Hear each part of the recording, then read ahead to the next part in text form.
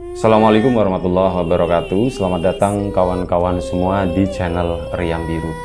Terima kasih banyak untuk kawan-kawan yang sudah berkenan hadir di channel ini. Apa kabar kawan-kawan semua? Semoga sehat selalu sekeluarga. Nah, kali ini ada satu cerita datang dari Mbak Tias. Dia menceritakan bukan pengalaman pribadinya, melainkan pengalaman dari omnya atau Pak Leknya. Itu namanya Om Darman atau Mas Darman gitu, nanti di cerita ini kita panggil ya. Jadi Mas Darman itu pernah mengalami sesuatu yang horor. Kejadiannya belum terlalu lama, itu udah di tahun 2010-an begitulah, entah 2011 atau 2012. Jadi pada saat itu kita langsung masuk ke cerita aja ya. Si Mas Darman ini waktu itu baru menikah, baru banget lah intinya. Dan ini si Pak Leknya Mbak Tias ini, Mas Darman ini tuh kan anak terakhir. Jadi dia itu dapat rumah lah intinya ya. Jadi ada satu rumah udah dikasih sama orang tuanya, sama neneknya Mbak Tias tersebut, ditempatin sama Mas Darman. Ya setelah menikah gitu ya, awalnya dulu itu ya nempatinya itu gimana gitu ya, nggak terlalu dirawat, nggak terlalu diurus. Sampai pada suatu hari setelah menikah barulah ya, mungkin karena istrinya juga ya, namanya Mbak Rani. Nah itu mungkin karena nyuruh, Mas mbok ya rumah dirapiin atau bagaimana, intinya seperti itu. Akhirnya apa, mulai terlihatlah perkembangan rumah itu ya, mulai dibener-benerin, dirapiin, dibersihin dan sebagainya. Bahkan sempat dicat ulang juga. Dan akhirnya sudah ditempatilah sama Mas Darman sama Mbak Rani, istrinya tersebut. Jadi pada suatu hari, ini namanya ya seorang perempuan diajak sama suami, dan waktu itu mungkin kangen kali ya sama orang tuanya. Dia, Mbak Rani itu ngomong, Mas aku pengen deh tidur di sana sekali-kali, katanya aku kangen sama emak, sama bapak. Nah Mas Darman sendiri itu dulu juga punya kebiasaan, ya namanya anak muda itu kan kalau malam suka begadang, main sama temen kayak gitu ya. Semenjak menikah itu kan gak bisa. Mbak Raninya itu kalau ditinggal di situ sendirian itu suka takut, jadi ada pembatasan lah. Pokoknya main boleh maksimal jam 10 udah pulang gitu ya. Kalau bisa jam 9. Ya sudah, Mas Darman kan akhirnya waktu mainnya itu berkurang. Waktu ngumpul-ngumpul sama temannya itu makin jarang. Dan saat ada kesempatan seperti ini, Mbak Rani minta pulang ke rumah orang tuanya. Dan Mas Darman sepertinya nggak mungkin tidur di rumah mertuanya tersebut. Karena apa? Rumahnya kecil, penghuninya banyak. Jadi aku nggak ada tempat di situ. Akhirnya udah ngomong, ya sudah kalau misal kamu mau pulang ke ibu sana ya udah apa-apa, kata si Mas Darman gitu ya. Udah apa-apa, sekali-kali tengokin orang tua, nginep sama orang tua. Kata-kata bijaknya tuh keluar, padahal di satu sisi Mas Darman juga ada kepentingan gitu ya. Udah ndak apa-apa, mau semalam mau 2 malam juga ndak apa-apa, kata Mas Darman. Yang penting jangan kelamaan, nanti aku di sini sendirian.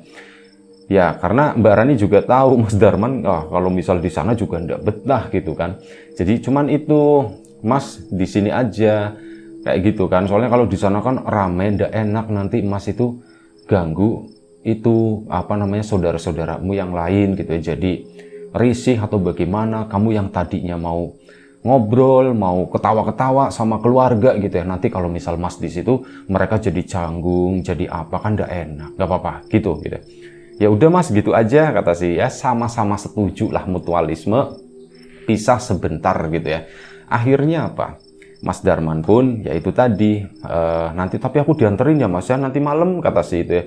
Iya nanti malam tak anterin. Nah akhirnya apa, udah singkat cerita Mas Darman pun ini udah sekitar jam 6:30 malam lah, selepas maghrib gitu ya. Ini Mbak Rani diantar, siap-siap diantar ke sana, ke rumahnya Mbak Rani sendiri. Nah, karena sebenarnya rumahnya itu ndak terlalu jauh gitu ya, dan Mas Darman ada sepeda motor di sana. Cuman karena begini, waktu itu sepeda motornya Mas Darman itu lagi agak sedikit ngadat. bisa jalan memang, cuman kadang itu suka mati sendiri. Mas Darman itu belum tahu masalahnya di mana. Istrinya juga udah tahu, begitu akhirnya ya udah Mas, kita jalan aja katanya. Kan lagian cuman ke situ, lagian masih jam segini, masih rame, masih banyak orang, sekalian jalan-jalan kata si Mbak Rani. Oh ya udah kalau kayak gitu. Nah, pokoknya ketemulah damai, tidak ada masalah sama sekali.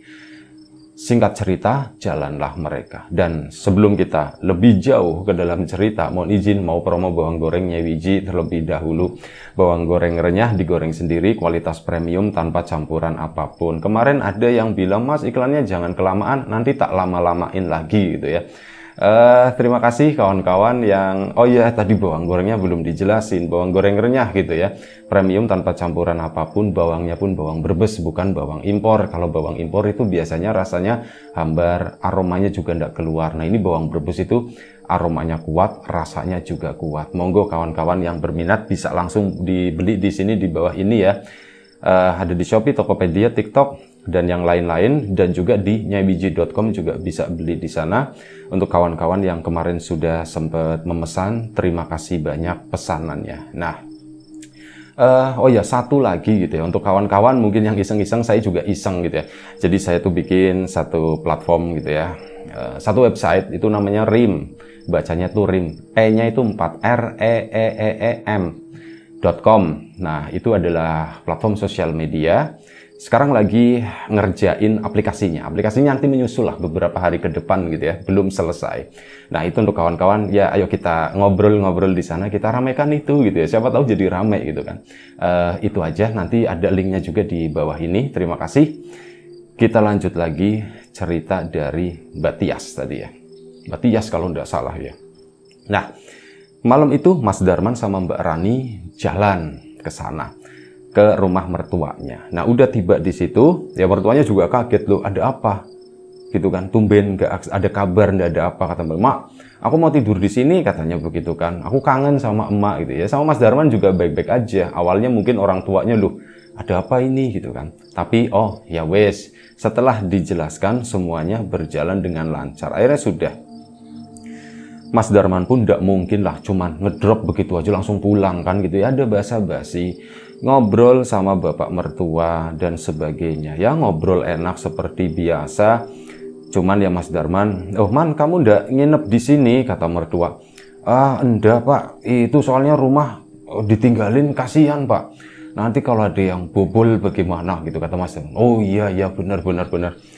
Ya jawabannya Mas Darman udah dipersiapkan sebelumnya. Tahu kalau bapaknya itu juga basa-basi, nginep di sini aku mau tidur di mana, mau ditaruh di mana gitu kan. Oh yang ada serepot lah intinya begitu. Akhirnya belum terlalu malam, baru sekitar jam 8 lewat lah, hampir jam setengah 9, Mas Darman pun pamit pulang. Ya pamit sama Mbak Rani juga, nanti kabarin ya kalau misal mau pulang katanya begitu kan. Iya mas, kabarin pakai handphone maksudnya. Akhirnya sudah, Mas Darman pun pamit undur diri, pamit pulang dari rumahnya Mbak Rani. Jalan kaki kan waktu itu sendiri, dan yang memang sengaja menikmati malam itu. Udah lama aku nggak melakukan hal ini, malam-malam jalan sendirian, apalagi ini habis ngantar istri, rasanya tuh beda aja, memang seneng gitu ya. Aku mau menuju ke rumahnya Saipul. Aku udah lama nggak main ke tempatnya Saipul. Di rumahnya Saipul itu biasanya rame, ada teman-temannya, ada klubnya dulu. Meskipun beberapa dari mereka juga udah menikah, tapi karena mereka tuh masih segumpelan segitu ya, masih satu RT gitulah. Jadi ya masih rame lah di situ. Mas Darman doang yang memang agak sedikit jauh, dan istrinya itu susah, penakutnya bukan main, si Mbak Rani tadi.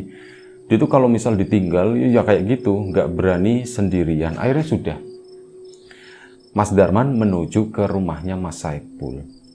Di tengah perjalanan Mas Darman itu mendengar ada suara dari musola terdekat, itu pengumuman ada orang meninggal. Assalamualaikum, innalillahi gitu ya, telah meninggal dunia gitu kan, dan seterusnya.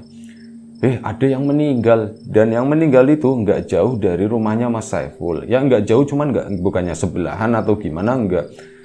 Memang lumayan cukup berjarak. Berarti rame nih pikirnya Mas Darman gitu kan. Rame-rame ada yang meninggal. Biasanya begitu. Kalau misalnya ada yang meninggal, itu malam-malam suka ya ada ajalah orang yang begadang gitu. Lebih banyak dari biasanya. Terus menuju ke rumahnya Mas Saiful. Singkat cerita, sampailah di sana.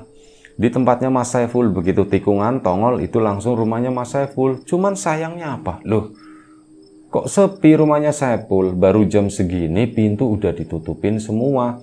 Pada kemana ya orang-orangnya ya gitu ya. Dan akhirnya apa? Mas Darman kan udah sampai situ ya. Celingak, celinguk.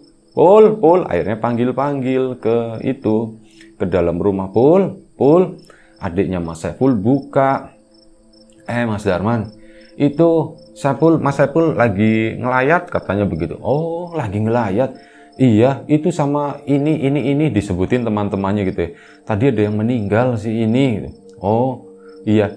Mas Darman sendiri itu tidak terlalu kenal dengan yang meninggal gitu ya. Yang meninggal itu seorang perempuan. Usianya mungkin sekitar 50 tahunan gitu ya. Mas Darman tidak terlalu kenal. Jadi apa? Ya sudah, rumahnya di mana sih gitu. Rumahnya ke situ lagi, ke sana lurus saja, nanti kalau yang ada rame-rame ya disitulah gitu. Akhirnya sudah. Mas Darman pun menuju ke sana, kutuk, rame di situ beneran. Rame, ada Saiful, ada yang lain-lain ya. Man, tumben keluar keluar kandang katanya begitu kan. Ini keluar sendiri atau dikeluarin kata si. Ada yang ya diledekin langsung si Mas Darmannya. Cuman ya karena udah terbiasa gitu ya, mumpung istri itu lagi di sana, lagi di mertua gitu kan. Ya udah, Man sini begadang. Mas Darman itu terus terang tidak terlalu suka, dalam artian begini, dia kan sebelumnya itu membayangkan rumahnya Saiful itu enak banget buat begadang di situ, buat ngobrol ya, ada halamannya enak, pokoknya semriwing juga di situ, bisa ngeliatin pohon mangga dan sebagainya. Di rumah ini orang yang meninggal itu tidak enak lokasinya, suasananya sumpek, dan terlalu banyak orang yang Mas Saiful itu tidak kenal. Dalam artian begini, tahu muka, ya namanya juga tetangga gitu ya. Cuman mereka kan jarang ngobrol. Akhirnya kan yang ada kaku. Terus udah gitu teman-temannya Mas Darman sendiri, mereka itu kan pada ya sambil ngobrol sama warga di sekitar ya. Mas Saiful kayak merasa dicuekin. Aduh, aku nggak ada temen ngobrol, cuman kan beda dengan kalau misal di rumahnya Mas Saiful di kandang sendiri misalkan. Mas Darman pun merasakan nggak nyaman. Aduh, acara begadang yang aku damba-dambakan gitu ya, ternyata begini. Tapi ya mau gimana lagi, aku nggak bisa menyalahkan. Kita lagi pada ngelayat, kita lagi pada ya inilah berduka, ada tetangga yang meninggal. Ya sudah, memang kondisinya seperti ini. Mas Darman pun mau tidak mau harus menerima itu, dan akhirnya apa? Mendengar keputusan pemakamannya besok pagi. Karena apa?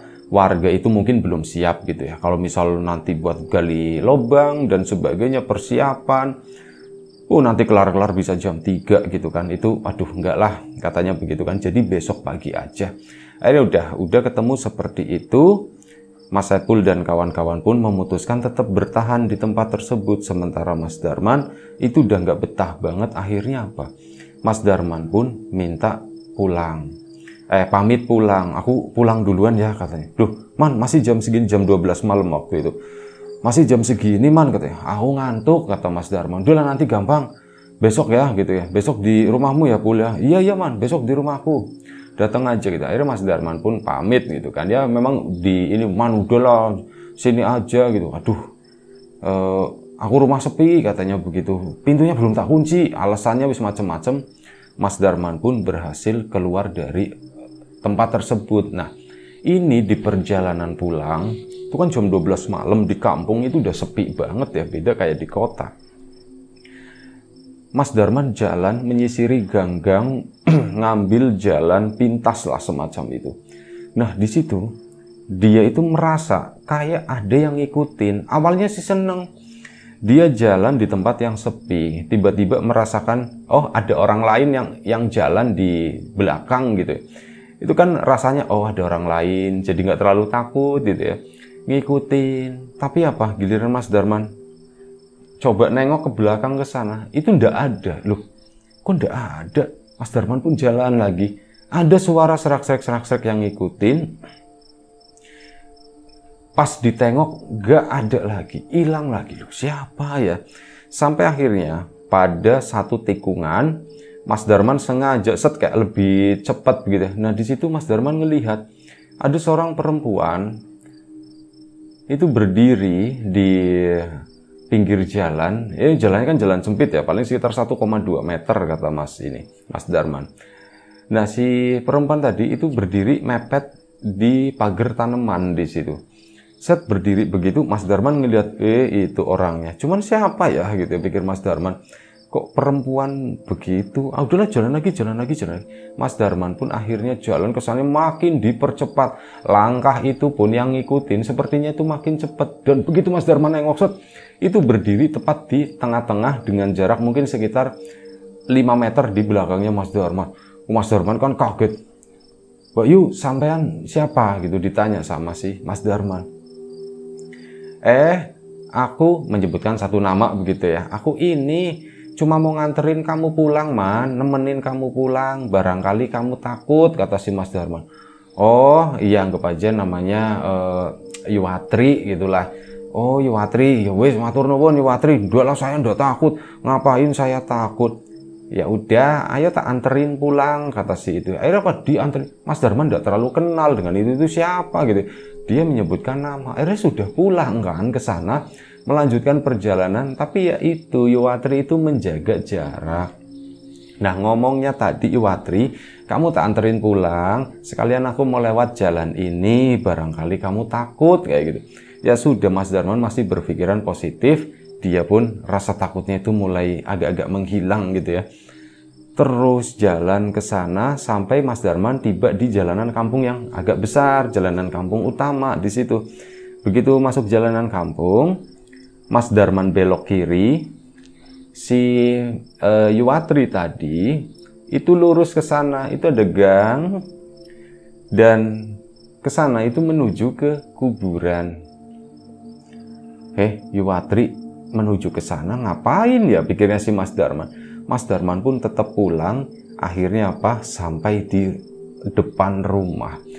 Begitu sampai di depan rumah, di situ Mas Darman melihat pintu rumahnya itu nggak ditutup, ngebuka pintu depannya, tapi bukan ngebuka yang full begini, ndak.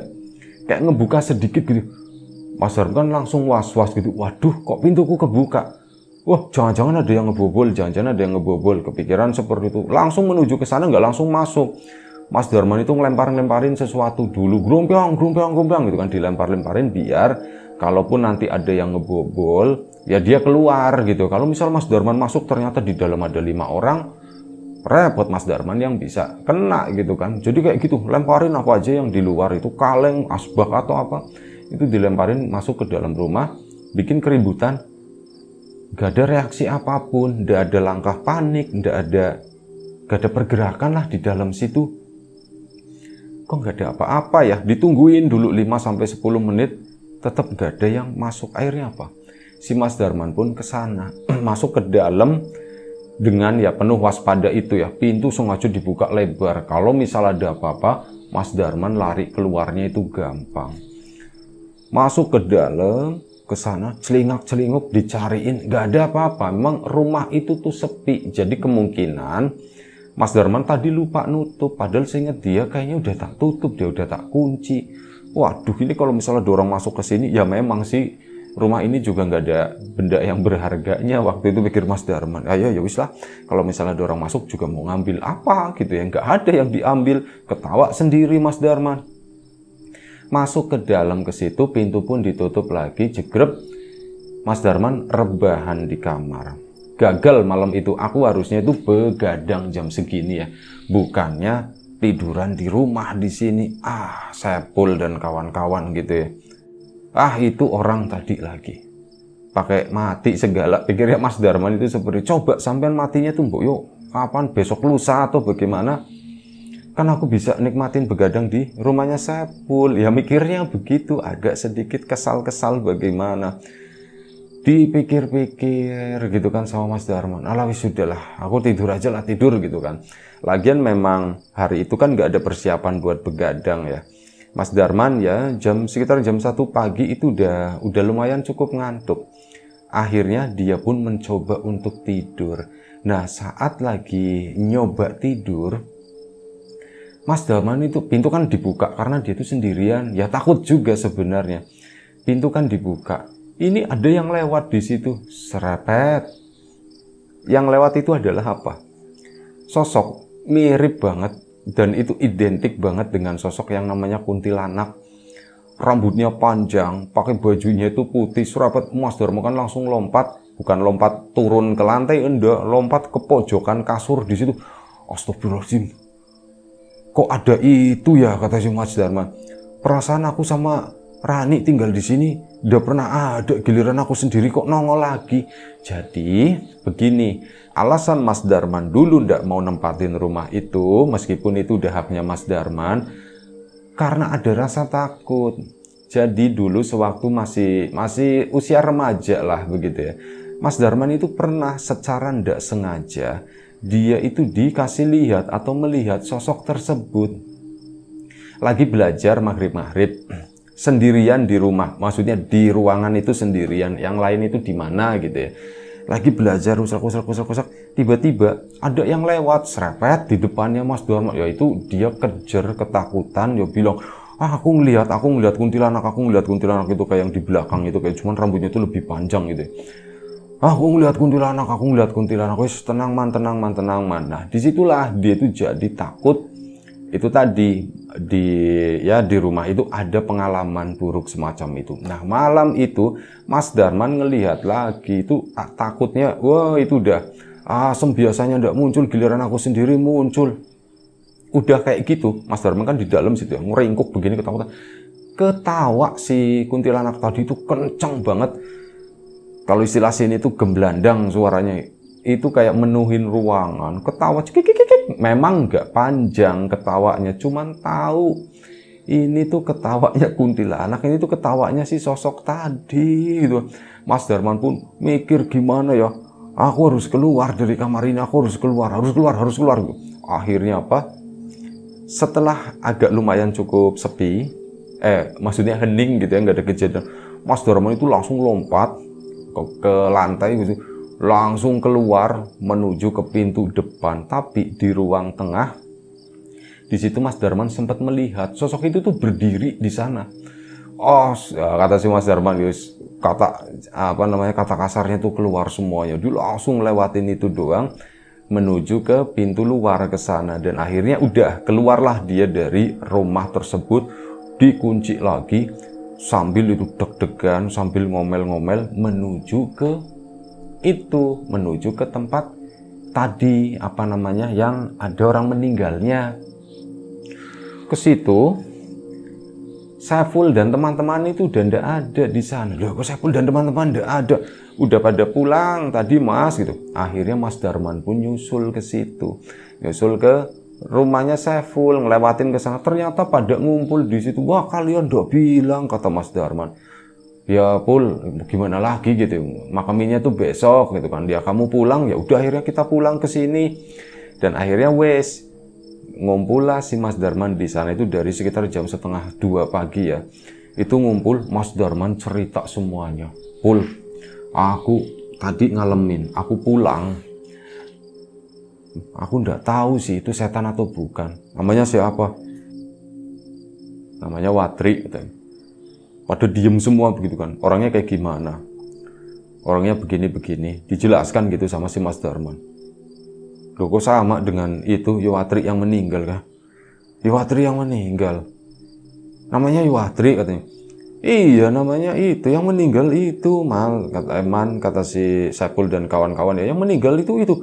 Berarti aku diikutin tadi, ya ndak tahu, bisa jadi itu gitu kan. Sama, pantesan malam-malam jam 12 lewat dia kan ngikutin, aku kan belok kiri itu ke sana ke rumahku, dia itu lurus ke kuburan kan. Ya sudah, dia mungkin lagi mau nyari kali lubangnya di mana, kata si Mas Saiful bercandain begitu. Iya kali ya, sama ini Pul yang ngeselin Pul. Aku kan dulu pernah cerita nggak, yang inget nggak yang cerita dulu waktu aku lagi belajar melihat itu sih. Oh iya, inget itu. Tadi aku pulang ke rumah, aku ngelihat lagi, Pul, ketemu lagi. Ini malah makanya aku keluar lagi ke sini. Aku tuh ya takut lah begitu. Serius, Man? Iya serius, sumpah aku ndak bohong, kata si itu.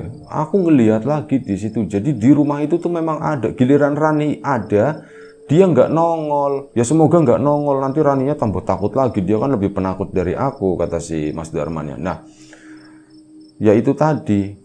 Giliran sepi, dia malah nongol sampai ketawa.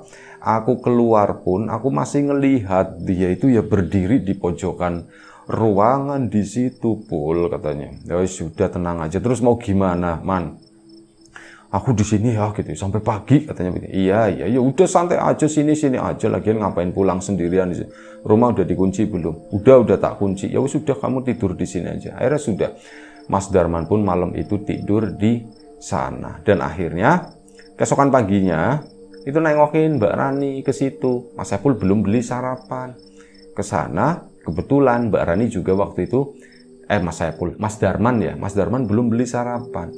Ke sana Mbak Rani juga mau beli sarapan. Akhirnya udah dibeliin sarapan, sekalian sarapan. Mas Darman tidak cerita apapun ke istrinya sampai akhirnya ya senang-senang aja. Malam selanjutnya begadang lagi di tempat Saiful. Akhirnya udah ini ya, udah kesampean gitu ya, begadang di situ sampai pagi ya. Waktu itu cuman biasa jam 2 Mas Darman itu udah ngantuk, jadi dia tuh sempat tidur, nanti pagi-pagi dibangunin. Sampai akhirnya mulai menjemput Mbak Rani. Mbak Rani dibawa ke rumahnya Mas Saiful. Ada kekhawatiran, takutnya sosok itu tuh nongol lagi kalau ada Mbak Rani. Nanti dia ketakutan, nanti malah dia repot, pokoknya gimana gitu, kasihan gitu ya Mas Saiful. Alhamdulillahnya begitu Mbak Rani di sana, rumah itu jadi hangat lagi, jadi rame begitu kan. Oh, ada temannya Mbak Rani. Saat Mas Saiful kondisi sendirian, Mbak Rani misal di kamar pun tidak ada gangguan, hawa pun beda katanya. Berarti memang aku itu disuruh bojo, katanya. Aku tuh memang disuruh punya pasangan biar setan itu ndak nongol gitu ya.